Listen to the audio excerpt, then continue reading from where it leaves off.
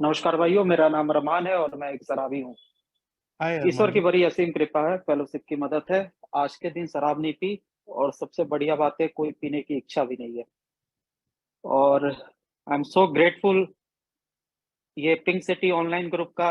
इसने मेरी सोब्राइटी में बहुत मेरी मदद की है। इनिशियल सोब्राइटी में जब था मैं तब से ही इस ग्रुप से मैं जुड़ा हुआ हूँ।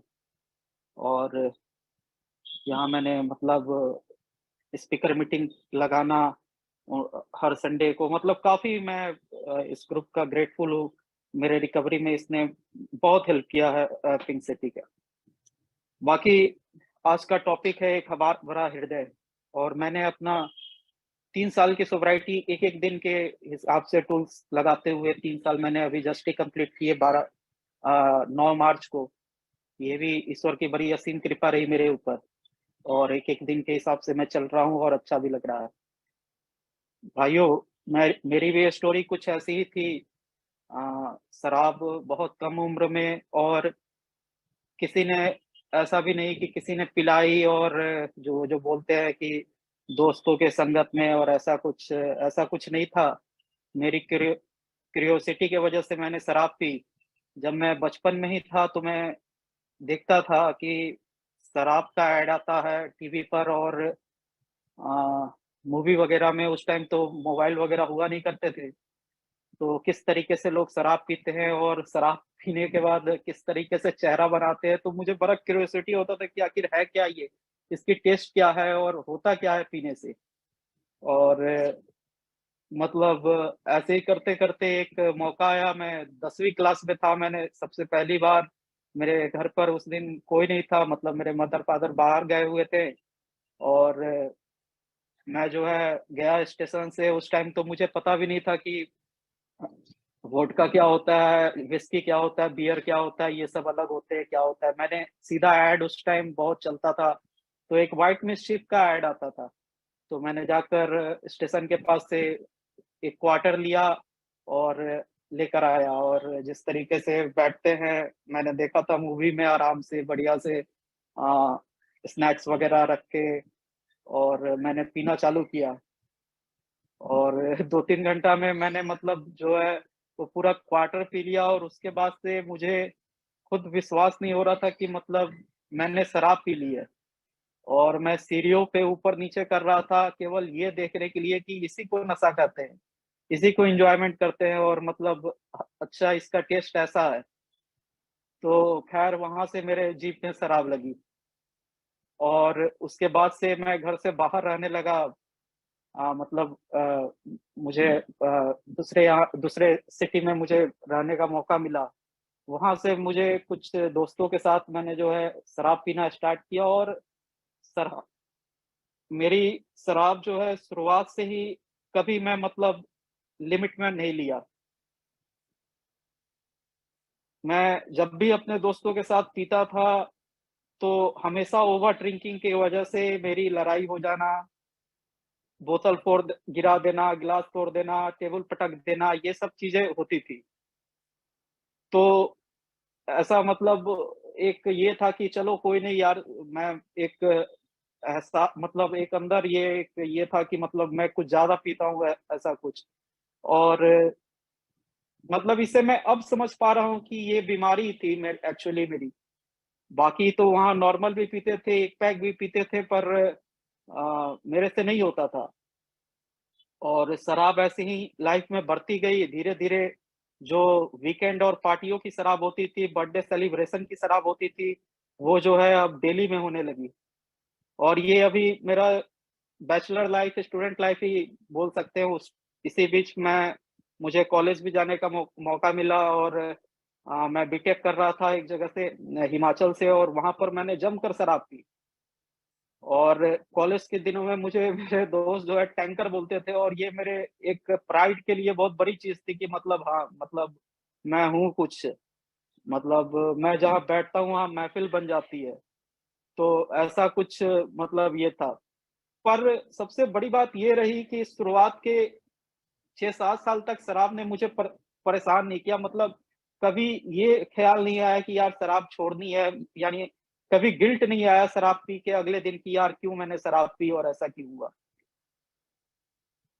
तो बाकी सारी चीज़ें नॉर्मल चल रही थी। उसके बाद से धीरे-धीरे मेरी शराब की लत और भी बढ़ती गई और उसके बाद से जो है मुझे कुछ मेरे फैमिली में इश्यू हुए, उसके बाद मैं फैमिली में आ गया, मेरे फादर का अपना बिज़नेस है, मैं उसमें काम करने लगा और इसके साथ-साथ मेरी घर पे शराब बढ़ने लगी और ये देख के घर वालों को तो पता था ही कि मैं शराब पीता हूँ। पर अब मैं जो हमेशा छुप के पीता था, कभी ये पता नहीं चलने देता था घर पे कि मैं शराब पिया हुआ। अब ये चीज़ घर पे पता लगने लगी थी और आए दिन मेरे झगड़े होते थे, घर पे वायलेंस मेरा चालू हो गया। तो यहाँ से जो है मेरी मतलब ऐसा मन इच्छा चालू हुआ कि यार शराब अब जो है मेरी एक्सेस हो रही है, अब मुझे रोकना चाहिए और इसी बीच मैंने 1 साल शराब भी रोकी। जब मैं कॉलेज से आया था और घर पे था तो 1 साल बीच में शराब मैंने रोकी थी, तो मुझे इतना कॉन्फिडेंस बूस्ट अप हुआ था कि मैं कर सकता हूँ। देखो मतलब मैंने चाहा तो शराब छोड़ दिया 1 साल, फिर मैं पीना चाहूँगा तो फिर पीऊँगा। तो ये जो छोड़ने का पीरियड था मेरे अंदर ये ला दिया कि मतलब मैं अल्कोहलिक नहीं हूँ और जबकि उस टाइम तो मुझे पता भी नहीं था कि ऐसा कुछ होता है। और फिर से शराब चालू हुआ और फिर वही दंगे चालू हुए लाइफ में और धीरे-धीरे शराब बढ़ती गई और उसके बाद मुझे पैनिक अटैक, डिप्रेशन सारी प्रॉब्लम धीरे-धीरे होने लगी मुझे। मैं शराब शाम में पीता था और मॉर्निंग में मेरी ये हालत होती थी कि मतलब मैं जो है बाथरूम में छुपा हुआ रहता था। और मोबाइल चेक करता था कि भाई क्या किया हूँ मैं रात को, किससे शराब लिया हूँ, किस पैडलर से शराब लिया हूँ, कहाँ पी है, कुछ मुझे याद नहीं है। इवन 1 घंटा छुपे रहने के बाद अपने घर पे मेरी कज़न सिस्टर छोटी है, उससे पूछता था कि घर पे कोई बवाल तो नहीं किया? और जब पता चलता था कि नहीं सब चीज़ ठीक है, तो हिम्मत होती थी कि मैं थोड़ा-सा चेहरा मिला सकूँ। और फिर शाम होते-होते पता नहीं कहाँ से जुनून आता था, फिर से पागलपन, फिर से जो है अपनी पैडलर को चुनना खोजना चालू और पैडलर भी मिल ही जाता था। एक्चुअली हमारे यहाँ स्टेट में मैं बिहार से बिलॉन्ग करता हूँ, यहाँ पर ऑफ़िशियली शराब बंद है और जो शराब मिलती है वो बहुत ही खतरनाक मतलब उसमें किस तरीके का केमिकल डालते हैं, क्या डालते हैं, किसी को कुछ नहीं पता है। कुछ तो कहते हैं कि भाई ये सीधा मतलब अल्कोहल स्पिरिट है और रंग डाल दिया और एक नशे की गोली डाल देते हैं और स्टिकर लगा देते हैं यूपी का, तो यूपी के रेट से बिकता है। अगर दिल्ली का लगा दिया स्टिकर तो दिल्ली के रेट से बिकता है और कोई उस पे ऑब्जेक्शन भी नहीं कर सकता है, क्योंकि मैं किससे जाऊँगा ऑब्जेक्शन करने? तो ये मजबूरी है मेरी, पीना भी मजबूरी है और ये भी पता है कि ये शराब नहीं है, ये पी के मैं मर रहा हूँ, पर वही है कि मजबूर हूँ मैं, मुझे पीना पड़ता था। और इसी बीच घर पे वायलेंस होने के कारण मेरे फादर ने डिसाइड किया कि मुझे साइकियाट्रिस्ट से मिलके इसका सॉल्यूशन निकालना पड़ेगा, तो मैं राज़ी भी हो गया कि ठीक है, मैं मिलूँगा। और घर पे सब खुश हुए कि चलो इसके अंदर एक एक इच्छुकता तो आई कि मतलब छोड़ना चाह रहा है। और मैं सच में उस टाइम छोड़ना चाह रहा था और मैं मेरी मेडिकेशन चालू हुई और 3 महीना मैंने शराब नहीं पी थी। उस दौरान मैं घर पर ही रहता था और 3 महीना के बाद मुझे एक ख़्याल आया कि यार देखो मैंने मतलब शराब छोड़ना चाहा तो थोड़ा-सा एफ़र्ट दिया तो शराब रुक गई, तो मैं क्यों ना एक दिन पी कर देखूँ। तो शायद 3 महीना से ऊपर हो रहे थे मुझे शराब छोड़े हुए और एक दिन मैंने पीना चालू किया और फिर वही कहानी स्टार्ट वहाँ से। और अब तो ऐसा सीन था कि दोहरा मतलब दंड पड़ता था, मतलब वहाँ मैं शराब पीता था और मॉर्निंग में मुझे दवाइयों का भी नशा हो गया कि वो जो शराब छोड़ने वाली दवा थी उसे भी लेना पड़ता था मुझे, एंग्ज़ायटी पैनिक के वजह से। और हर वीक हर 10 दिन पे मेरी मतलब अटेंडेंस लगती थी अपने डॉक्टर के पास और वो सीधा बोलता था कि अगर ये अब नहीं मान रहा है तो इसे रिहैब में भेज दो। पर मेरे फादर काफ़ी अगेंस्ट थे रिहैब के, इस वजह से ये बड़ी ईश्वर की कृपा थी कि मैं नहीं पहुँचा रिहैब में। हाँ, तो एक चीज़ वो व एक चीज़ था कि मेरे साइकियाट्रिस्ट जो है वो हमेशा मेरे पर्चे पर मतलब साल भर के बाद वो उन्होंने लिखते थे कि जॉइन एए ऐसे प्रिस्क्राइब में। तो मैं आके घर पे देखा एक बार कि आखिर एए क्या है, तो मैंने देखा कि मतलब फ़ोटो जो वेबसाइट खुला हुआ था वहाँ फ़ोटो लगा हुआ है कि मतलब सर्किल में लोग बैठे हुए हैं और मीटिंग का लिखा हुआ है, तो मैं अपना दिमाग लड़ाया कि यार ये कहाँ इंडिया में होता होगा, और होता भी होगा तो ये कैसे भला बात करने से, मीटिंग करने से शराब छूटती है, तो मैंने निग्लेक्ट कर दिया। पर अ, उसके बाद से फिर ऐसे ही शराब पीता था मैं, और मेरी मतलब डेली जो है और हालत खराब, मतलब और बद से और बॉटम ईट होते जा रहा था। और इस टाइम तक मुझे बिल्कुल ये एहसास हो गया था कि भाई मैं नॉर्मल नहीं हूँ, क्योंकि नॉर्मल जो भी मेरे साथ पीने वाले थे वो मेरी कंडीशन तक नहीं पीते। हर पीने वाले को अ, साइकियाट्रिस्ट की ज़रूरत नहीं पड़ती है, मतलब छुड़ाने के लिए, हर कोई को इतनी ये नहीं पड़ती है, मेरे अंदर सच में कुछ प्रॉब्लम है। ये मुझे पूरे तरीके से विश्वास हो गया था, और मुझे ये भी समझ में आ रहा था कि शराब मेरे से नहीं छूट रही है और ये मेरी जान लेकर रहेगी। ये चीज़ें मतलब पहला कदम मतलब प्रॉपर मेरा दिख रहा था, जब मैं आया तो समझ में आया मुझे यहाँ पर कि ये चीज़ कुछ साल पूरे तरीके से प्रैक्टिस हो रहा था कि ना मेरे से जो शराबी का सिम्पटम होता है कि अगर आप ईमानदारी से छोड़ना चाहते हैं और आपसे नहीं छूट रही है, तो बिल्कुल मैं ईमानदारी से छोड़ना चाह रहा था और मेरे से नहीं छूट रही थी। और या तो आप शराब पीने बैठते हैं, तो आपकी क्वांटिटी पे कंट्रोल नहीं होती।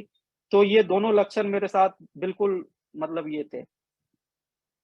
इवन मेरे फादर हमेशा मुझे समझाया करते थे कि बेटा तुम्हारी एक ही प्रॉब्लम है, तुम इतना ज़्यादा क्वांटिटी में क्यों शराब पीते हो? मेरे फादर इवन सोशल ड्रिंकर है, उन्होंने कभी क्वार्टर से ज़्यादा नहीं लिया। वो साफ कहते थे कि यार अगले दिन बिज़नेस है, फैमिली है, स्टेटस है, मतलब जो भी है, समाज है, कि मतलब मुझे अगले दिन बिज़नेस करना है, जो भी है कि अगर कोई लाख रुपए भी मेरे पास रख दे तो मैं मतलब शरा 1 क्वार्टर से ज़्यादा नहीं लूँगा। और मैं भी सोचता था कि बिल्कुल मेरे फादर सही बोल रहे हैं, आखिर मेरे अंदर क्या है कि मुझे इतनी शराब पीनी पड़ती है। मतलब क्वार्टर तो मुझे एक स्टार्टिंग होता था कि हाँ, 1 क्वार्टर पी लिया तो उसके बाद से अब होता था कि भाई अब कहीं भी जा सकते हैं पीने के लिए, अब चाहे थाने से अगर शराब लाना हो तो थाने चला सकते हैं। तो ख़ैर इसी बीच मुझे एक अच्छी ये थी कि मैं सारी चीज़ें ढूँढ रहा था कि आखिर ये शराब छोड़ी कैसे जाए, तो इसी बीच मुझे मैं मोटिवेशनल बुक वग़ैरह पढ़ता था, तो मुझे एक यूट्यूब पर सजेशन मिला कि एक बुक है how to change habit Charles Duhigg का। तो उसका मुझे ये हुआ और उसको मैंने परचेज़ किया और उसको रीडिंग स्टार्ट किया, दिसंबर का टाइम था वो 2019 दिसंबर। और उस बुक में बाकी सारी हैबिट को सही करने का मतलब लिखा हुआ था कि क्यों हम एक जिम जाना स्टार्ट करते हैं, तो फिर क्या ऐसा होता है कि हमें जिम जाने का अगले दिन मन करता है, मतलब आदत हो जाती है। तो वो एक डोपामाइन, एक एड्रेनल है जो मतलब इफ़ेक्ट करता है, और इस वजह से हम जो है जिम कंटिन्यू जाते हैं कि यार वो मज़ा आएगा एक्सरसाइज़ करने के बाद। तो इस तरीके से हम हैबिट को बदल सकते हैं, तो सारी हैबिट को चेंज करने का था, पर एक शराब के बारे में उसने सीधा राइटर ने ये लिखा हुआ था, कि एक संस्था है जो बिल विल्सन द्वारा बनाई हुई थी, और इनको इन्होंने 12 कदम उस संस्था के हैं, और पता नहीं ये जब करते हैं मेंबर तो इनको क्या होता है, और इनकी शराब की समस्या बिल्कुल वो पर्सन चेंज हो जाता है। तो वहाँ से मेरा क्यूरियोसिटी जगा कि यार ये तो मतलब कुछ और भी है यहाँ पे, ये मैं जो देख रहा था मीटिंग वगैरह, ये तो अंदर कुछ और भी है, और भी काफ़ी चीज़ उसमें लिखी हुई थी कि वो ऐसे ही 12 कदम जो है एक अपने बेसमेंट में बैठे-बैठे मतलब उन्होंने एक रात में बना दिया, क्योंकि क्रिश्चियनिटी में 12 देवदूत होते हैं, तो इस वजह से उन्होंने 12 कदमों को 12 कदम किया। और कई साइंटिस्ट और ये हम मानते हैं कि पता नहीं क्या होता है, इसे करते हैं जब ये शराबी, तो वो पूरी तरीके से मतलब चेंज हो जाता है, एक प्रोफाउंड पर्सनैलिटी चेंज हो जाता है। तो मेरी काफ़ी क्यूरियोसिटी उससे जगी कि आखिर कि भाई ये स्टेप वर्क है क्या? और जनवरी में मैंने पढ़ना स्टार्ट किया था, और फरवरी, मार्च तक पढ़ते-पढ़ते 9 मार्च को मैंने जो है लास्ट फाइनली एक कॉल मिलाया। मैंने शराब पी रखी थी, 1:30 बजे रात का समय था, और मैंने कॉल मिलाया, और मुझे याद है कि मैं उस रात को उस एक जहाँ से कॉल रिसीव हुआ तो उनसे मैं यही पूछ रहा था कि ये बताओ आप ये ए के 12 स्टेप क्या है? तो वो मेंबर बोल रहे हैं कि आप जो है ठीक है, आपको शराब से समस्या है, आपने पी है, आप सो जाओ, हम कल बात करेंगे आपसे आराम से। तो खैर मुझे का उस रात तो आंसर नहीं मिला, पर एक बहुत अपनापन सा लगा कि यार ये एक आदमी है जो मुझे डाँटा नहीं यार। मतलब मुझे शराब पीने के बाद अगर मैं किसी को 1:30 बजे रात को फ़ोन करूँ तो भाई ऑब्वियस बात है भाई गाली सुनने को मिलेगा। पर ये जो है इनकी बातें मतलब मुझे अच्छे से समझाया, सुला दिया, मतलब सोने को बोला कि आप रेस्ट करो, हम कल बात करते हैं। और अगले दिन मेरे पास 2-3 फ़ोन आए और ईश्वर की कृपा रही कि वो 9 मार्च का दिन था और आज का दिन है, मैंने शराब नहीं पी। तो वहाँ से मेरी जो है रिकवरी चालू हुई। मतलब जब मैं आया और जब मुझे यहाँ मेंबर जो फ़ोन पे बताते थे कि ये बीमारी है और मैं यही बोलता था कि भाई बिल्कुल मेरे साथ यही हो रहा है और मुझे भाई पता ही नहीं था कि भाई ऐसा भी कुछ है। मैं भी शराब पीता हूँ तो मुझसे कंट्रोल नहीं होता है और मैं मतलब यही चीज़ जो मैं सुनना चाह रहा था वही मेंबर बता रहे थे मुझे। तो वो जो सेंस ऑफ बिलॉन्गिंग और एक अपनापन जो लगा कि यार ये जो बात कर रहा है ना, ये जानता है। ये मेरी एक्चुअल प्रॉब्लम को समझ रहा है कि मेरे साथ बीत क्या रही है। क्योंकि वो अपना भी ये स्टोरी बता रहे थे कि हमने ऐसे शराब पिया, हमने यहाँ गिरा, हमारे साथ ऐसा-ऐसा भी हुआ और तो मुझे जो है मतलब ये बोलते हैं ना कि एक शराबी को जो है एक शराबी ही ट्रीट कर सकता है। तो बिल्कुल ही, क्योंकि आज तक मेरे फादर कितना भी मुझे मोरली वे लेक्चर दिए हो, पर ये कोई कुछ भी फ़र्क नहीं पड़ा। पर वो जो बातें मुझे ए मेंबर से स्टार्ट हुई, वो पता नहीं क्या मुझे लगा कि यार जो भी है यार इस बंदे में पता है, वो क्षमता है, जो मुझे समझ सकता है और इसके साथ जो मेरे साथ हुआ है, वही इसके साथ भी हुआ है, कि मैं जिसे ढूँढ रहा हूँ, चाहे मतलब जो भी है, यही है। और यार ऐसा इफ़ेक्ट हुआ कि यार उस दिन से मेरी शराब भी रुक गई। और उस टाइम मेरे स्टेट में कोई फिजिकल मीटिंग नहीं हुआ करती थी। इवन मेंबर भी नहीं थे, मीटिंग तो दूर की बात। तो मुझे एक ऑनलाइन मीटिंग का मिला उस टाइम ए इंडिया ऑनलाइन की मीटिंग होती थी।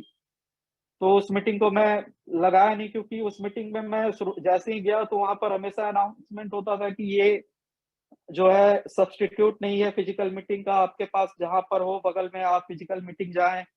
तो मैं ये सुनकर थोड़ा-सा ये हुआ कि यार ये क्या बोल रहे हैं, मुझे कुछ समझ में भी नहीं आ रहा था तो मैंने छोड़ दिया। तो बात यही है कि जब मेरी बात हुई तो मैं अपने रिकवरी के महीना भर बाद मीटिंगें लगाना चालू किया। उससे पहले मैंने स्टेप 4 करना चालू कर दिया था, क्योंकि मुझे क्यूरियोसिटी तो थी ही कि भाई आखिर ये स्टेप 4 क्या है?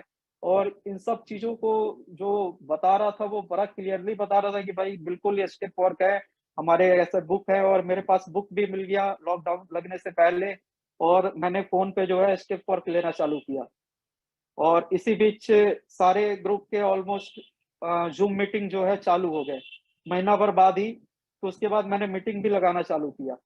और उसके बाद से जो मज़ा आया ये में जो सेंस ऑफ बिलॉन्गिंग मिला, मतलब एक मतलब स्मूथ जो रिकवरी चली। ऑब्वियस बात है प्रॉब्लम आई जब कदमों को सुना कि भाई चौथे कदम पर हमें लिखना पड़ेगा, पाँचवें को सुनाना पड़ेगा। तो एक शराबी दिमाग कि यार ऐसा कैसे हो सकता है, मैं ये कर दूँ। और इवन मेरी तो ये कंडीशन थी कि जब मैंने शराब छोड़ा तो मेरी हालत और बिगड़ गई। उस टाइम लॉकडाउन का पीरियड था और मैं घर पे मतलब घर पूरे तरीके से उस टाइम स्ट्रिक्ट लॉकडाउन था, तो मैं मतलब यही प्रेयर कर रहा था। मुझे मेंबर बोल रहे थे कि आप जो है कि ये आत्म शांति की प्रार्थना है, ये आप दोहराओ और सुबह-शाम आपको दोहरानी है। सुबह में आपको ये माँगना है कि आज के दिन भगवान बचा के रखना और शाम को धन्यवाद देना है।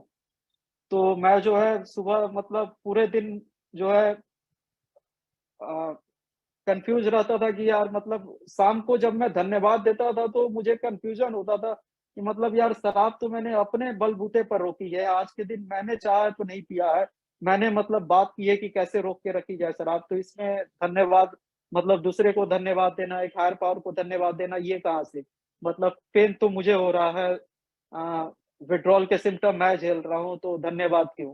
पर वो भी धीरे-धीरे समझ में आ गया जब 10 दिन बीता, जब 15 दिन बीता, जब महीना भर बीता तो मुझे सच में विश्वास होने लगा यार ये मेरी औकात नहीं है अरमान। मैं बहुत अपने पीक अल्कोहलिज़्म पे हार्डली रोका था तो सप्ताह भर शराब रुक सकती थी मेरी। यहाँ महीना भर हो गए मुझे शराब रोके हुए। तो यार सच में इसमें पावर है। और इसी के साथ मेरा स्टेप वर्क भी चालू था क्योंकि शराब छोड़ने के बाद तो रियल शराबीपन जो है मेरी चालू हुई थी। मुझे रात भर नींद नहीं आता था, मैं जो है full of resentment, full of fear कि क्या होगा, सारा बर्बाद कर दिया। और कुछ लोगों का तो मतलब ऐसा था कि मतलब मैं मर्डर करना चाहता था एकदम। और फिर धीरे-धीरे उनके ऊपर काम करना चालू किया, उनका रिज़ाइनमेंट का लिस्ट बनना चालू किया। और इस पे काफ़ी बहस भी हुआ कि यार मैं जो है अपने कुत्ते को सुना सकता हूँ, अपना चौथा कदम का इन्वेंटरी मैं किसी आदमी को नहीं सुना सकता और ऐसा-वैसा। तो जब स्पॉन्सर बोला मेरा कि भाई अगर आप नहीं करोगे तो आप शराब भी पी सकते हो, आपको देखनी पड़ेगी। तो मैं कहा भाई जान तो ऐसे ही जा रही है, तो अच्छा है कि भाई करके इसको ही अपनाते हैं। तो जो भी है मैंने अपना 5वां कदम ज़ूम पर ही बैठकर किया। और धीरे-धीरे 6वां, 7वां, 8वां भी कदम मेरे हुए।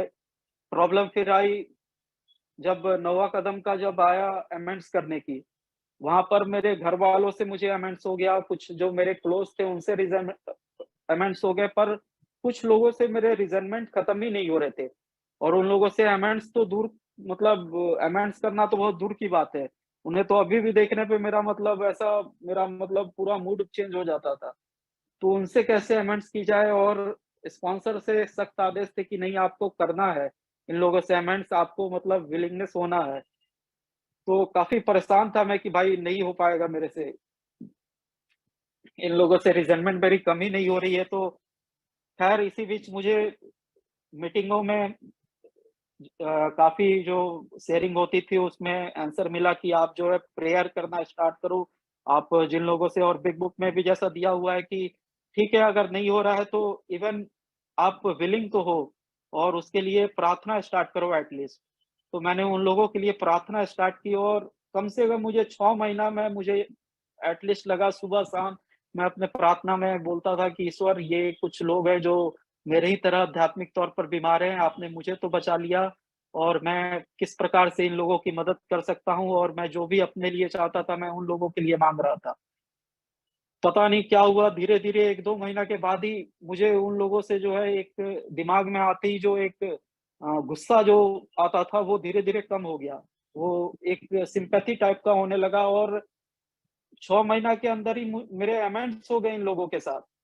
तो ये एक इतनी बड़ी बात थी मेरे लिए कि मतलब यार जिन लोगों को मैं मर्डर करना चाहता था उनसे मतलब पैर पकड़ के मैंने अमेंड्स किए, कि सच में मुझसे गलती हुई, और उन्होंने भी ऐसा रिस्पॉन्ड किया कि मतलब वो सोचने लायक नहीं था। तो मतलब यार ये हायर पावर सच में काम करता है, और ये प्रार्थना में कितनी शक्ति है, ये मुझे पता चला कि यार कितनी भी बड़ी समस्या हो, अगर हम सच में अगर ईश्वर को सरेंडर करते हैं, अगर सतत प्रार्थना करते हैं तो बिल्कुल सॉल्व होगी। मैं पिंक सिटी की ही मीटिंग में था, संडे की एक स्पीकर की मीटिंग थी, एक ओल्ड टाइमर है अपने एए के, और उन्होंने एक बात उस टाइम बोला था कि आप एए में ऐसे 3 मेंबर बनाओ, जिनसे आप विचारों से नंगे हो सकते हो। तो ये बात मुझे काफ़ी ये किया कि ये बिल्कुल मतलब मुझे भी है जो है इस तरीके से कनेक्शन बनाना पड़ेगा कि मतलब मैं 3 लोगों के साथ फ्रैंक रह सकूँ। और मैंने 3 लोगों ऐसे स्पॉन्सर रखे हैं जिनके साथ मैं फुल्ली मैंने अपना 5वां कदम क्लियर किया हुआ है। और कभी-कभी ऐसा होता है कोई बात जो है, कभी मैं सोचता हूँ कि यार इनसे नहीं हो पाएगी, ये इनसे ही बात क्लियर होगी। तो ये चीज़ भी काफ़ी मुझे मदद किया, और ये टूल कि मतलब 3 लोगों से जो है बात करना। तो ख़ैर ऐसे ही धीरे-धीरे रिकवरी बढ़ी, और यार ईश्वर ने मतलब वो सब कुछ किया जो मैं अपने लिए असमर्थ था करने के लिए।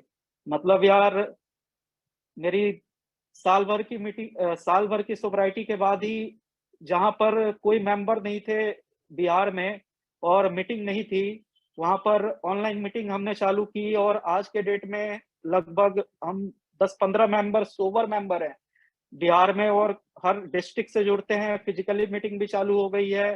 तो मतलब क्या ही नहीं हो रहा है। ये सब चीज़ इम्पॉसिबल थी पर सब ईश्वर ने किया, और बहुत बढ़िया है, मतलब एक आभार भरा हृदय है कि मतलब यार ये प्रोग्राम मिल गया, नहीं तो यार जान ही नहीं बचती। और जिस तरीके से जाती यार वो सबसे पीड़ादायक थी। एक मतलब शराबी की मौत मरना, जो हमारे बिग बुक में भी लिखा हुआ है कि एक शराबी की मौत को नियति मान के मरना, ये आसान नहीं है। तो हमारे पास जो आध्यात्मिक कार्यक्रम है उसको चुनने की बजाय हमारे पास कोई ऑप्शन भी नहीं था। तो यार बिल्कुल ये प्रोग्राम काम करता है, और मैं तो यही रिक्वेस्ट करूँगा जो नए भाई हैं कि चाहे मीटिंग ऑनलाइन हो, चाहे फिजिकल हो, चाहे मेंबर आपके पास हो, चाहे नहीं हो, अगर आपके अंदर विलिंगनेस है, अगर ऑनेस्टी है, ओपन माइंड है, तो आपको सोबर होना ही है, ईश्वर आपको सोबर करेगा ही। मेरी रिकवरी में आज तक 90% ऐसे मेंबर है, 90 क्या 95% मैं बोलूँगा जिनसे मैं फिजिकली नहीं मिला हूँ। पर उन्होंने मेरी इतनी मदद की है कि मतलब क्या ही कह सकते हैं। और स मेरी ज़ूम से ही रिकवरी हुई है। मैंने अपने लाइफ़ में गिन के 2 की 3 फिजिकल मीटिंग लगाई है। एक बार मैं अपने स्पॉन्सर के पास गया था सूरत, तो वहाँ पर वो मुझे ले जाते हैं। और एक वहाँ का भी किस्सा था कि मैं जब गया था वहाँ मिलने, तो मुझे फिजिकल मीटिंग में ले गए थे और उस टाइम मेरी 6 महीना की सोब्राइटी थी। और जब मैंने उस फिजिकल मीटिंग में शेयर किया तो कुछ लोग बाहर मुझसे मिलने आए कि आपने जो है कि कि मतलब बिना आप फिजिकल मीटिंग के कैसे आप सोबर हो गए? और कि मतलब हम 2 साल से आ रहे हैं और हमें प्रॉब्लम हो रहा है। मैंने कहा मेरे पास सच में कोई जवाब नहीं है इस चीज़ का, पर बस मैं यही कर सकता हूँ कि ये मीटिंग काम करता है, अगर आप ईमानदारी से यहाँ आते रहे तो ये बिल्कुल काम करता है। और इसमें कोई ये नहीं है कि भाई अगर मेरे पास फिजिकल मीटिंग नहीं है तो हाय रे अब क्या होगा मेरा? तो अगर उस सिचुएशन में मैं रहता तब तो मर गया रहता अभी तक। पर ऐसा नहीं हुआ, यहाँ पर जहाँ मीटिंग नहीं थी वहाँ पर भी मुझे मीटिंग मिली। और ये ऐज़ लाइक कनेक्टिंग डॉट्स थे, मतलब ईश्वर ने सब चीज़ मेरे लिए सेट कर रखा था कि तू सोवर भी जो है मार्च के महीने में होगा, उसके बाद अप्रैल में जो है सब जगह ऑनलाइन मीटिंग चालू होंगी और तू जो है बस कनेक्टिंग डॉट, बस एक से एक डॉट मिलाते जाओ और सब चीज़ होते जाएगी। और ये इतना ब्यूटीफुली ये प्रोग्राम चला कि मतलब क्या ही कहने इसके। तो यार ये प्रोग्राम सच में काम करता है और आई थिंक मैंने अपना समय ले लिया है। मुझे इस ग्रुप पे मैं फिर से बहुत आभार हृदय प्रकट करता हूँ कि मैं इस ग्रुप से शुरू से जुड़ा हूँ और जितना रिकवरी में मेरे इस ग्रुप ने मदद किया है, तो मैं शायद इस जितना सर्विस दूँ उतना कम है मेरा। मैंने शेयर किया, भाइयों ने सुना, थैंक यू चेयरपर्सन आपने मुझे टाइम दिया, थैंक यू।